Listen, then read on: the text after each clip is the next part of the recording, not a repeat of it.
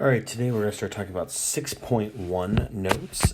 First couple of things we're going to be looking at is some vocab dealing with perpendicular and angle bisectors. So, first one here dealing with the distance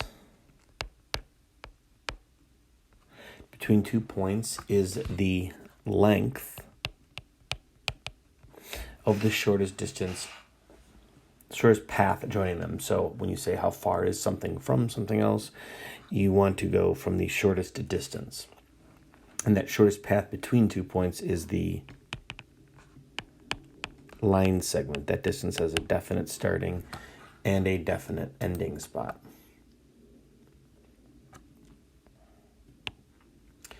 A point is said to be equal distance from two other points if the segments joining the point to each of the other 2 points are congruent. So what the heck does that even mean?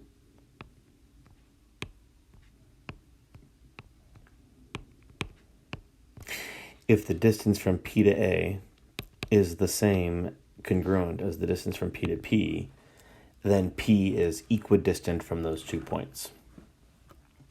And that's important as we start to talk about some other things when you're talking about the perpendicular bisector of a segment.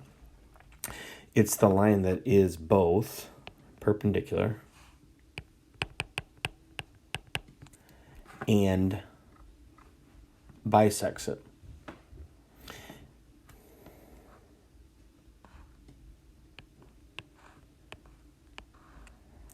So what does it look like in some of our diagrams? If I draw this line vertically down and it bisects it, creating those 2 congruent segments and makes it perpendicular, then it's the perpendicular bisector. And what happens when you do that is it's going to come back to our vocab of equidistant. If I say that AB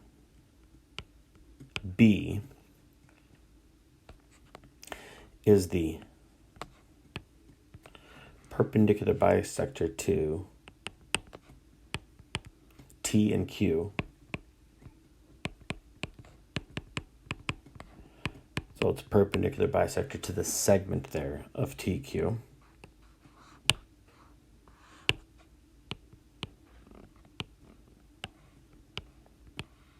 That means it's perpendicular and it cuts TQ into 2 congruent parts.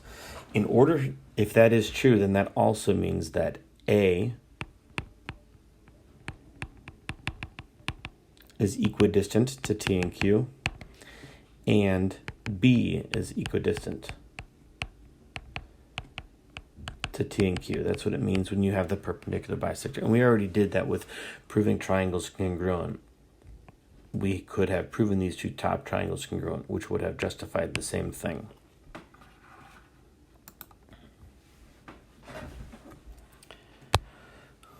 So if 2 points are each equidistant from the end points of the segment, then the line joining them is the perpendicular bisector, which is what we were just drawing. And then if a point lies on the perpendicular bisector, just going in the opposite direction, then it is equidistant from the endpoints of that segment. And here is just another visual of that.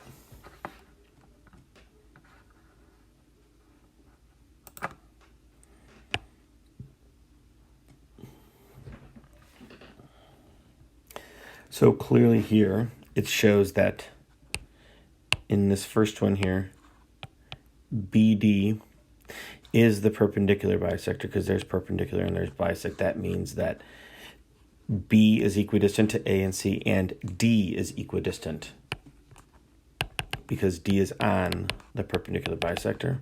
So that means DA has to be congruent to DC. So DC equals 27. Same concept for the second one, except we just have to solve a little algebra because HF, H is on the perpendicular bisector, so those two segments have to be equal. So I'm going to get X is 8, and then when I plug that in, I get that GH is 16.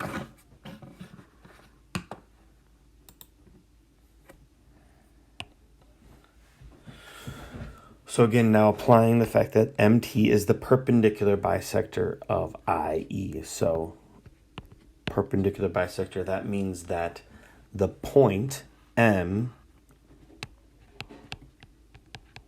is equidistant to I and E. So MI is congruent to ME.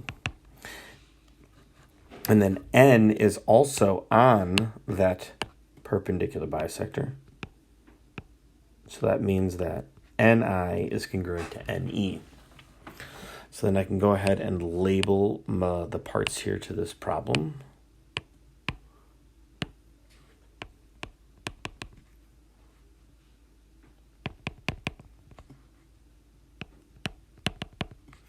And then when I label these, I can set my congruent segments equal to each other.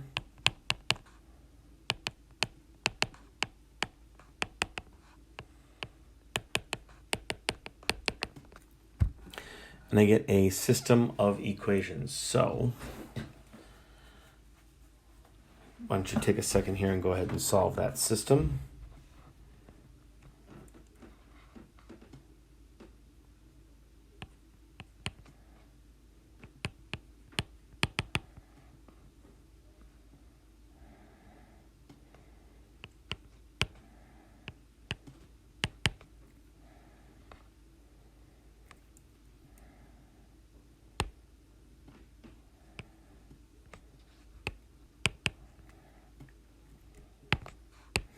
So then when I multiply this one by 6,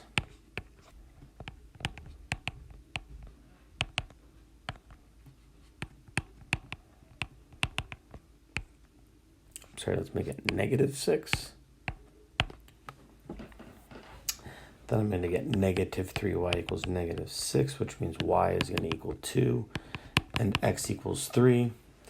And then I can plug it in to find 4x squared minus 5y squared, which is 16.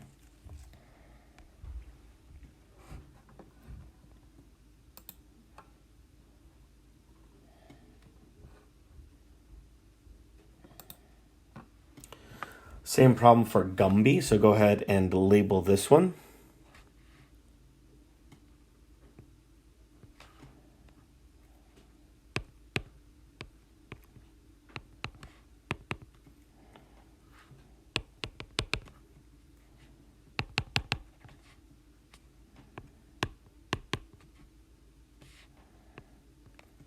So when I find YB, in this case, I'm going to need to figure out which ones to set equal to each other, which is first off going to be my two segments that are marked congruent there. I'm going to get x equals 5. And then in order to do that, I'm going to need to plug in 5, and I'm going to get 11 up there. And I'm going to have a right triangle, and I'm going to need to remember the Pythagorean theorem in order to solve for this one. So 3 squared plus yb squared equals 11 squared. And then in order for this one, I'm going to get yb equals the square root of 112, which simplifies to 4 root 7. Another thing we can do is talk about writing the equation of the line of the perpendicular bisector. So first, if I were to graph the ordered pairs, so D is at 5, -1, and E is at -11, 3. And if I want to write the perpendicular bisector here, the line that is perpendicular and bisects, which means it has to go through first the midpoint. So first finding the midpoint of that segment.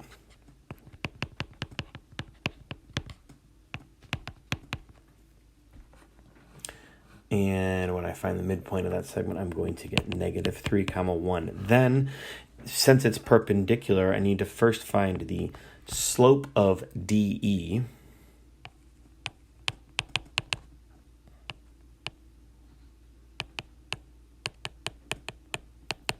And I'm going to get 4 over negative 16, which is 1 over negative 4. And because it is perpendicular, I need to take the perpendicular slope, which is going to be 4.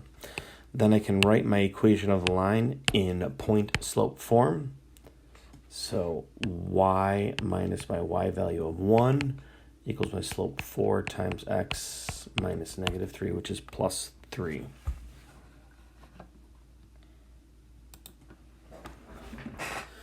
Next thing is dealing with the angle bisector. So if a point lies on the angle bisector of an angle, then it is also going to be equidistant from the sides of the angle. And then the converse of that statement is also going to be true.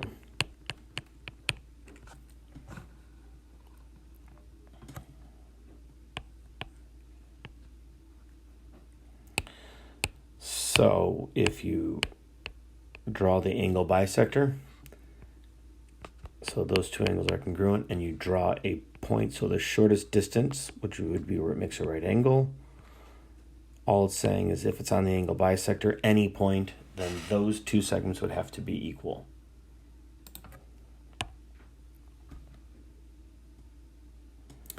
So because those two segments are marked equal, again, right angle meaning the shortest distance, that means that angle ABC would be 56 and 56, which is 112. This one, both angles are marked congruent. I have M, which is going to both of those rays, so it's on the angle bisector, so 4x is equal to 2x plus 12, which means x equals 6.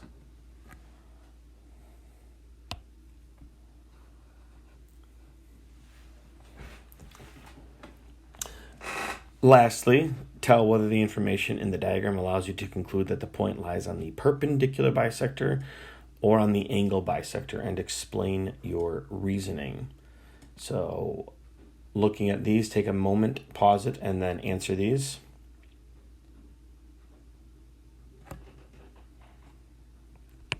And we would get perpendicular bisector, and angle bisector. Be ready to explain those or ask any questions, and that will conclude 6.1.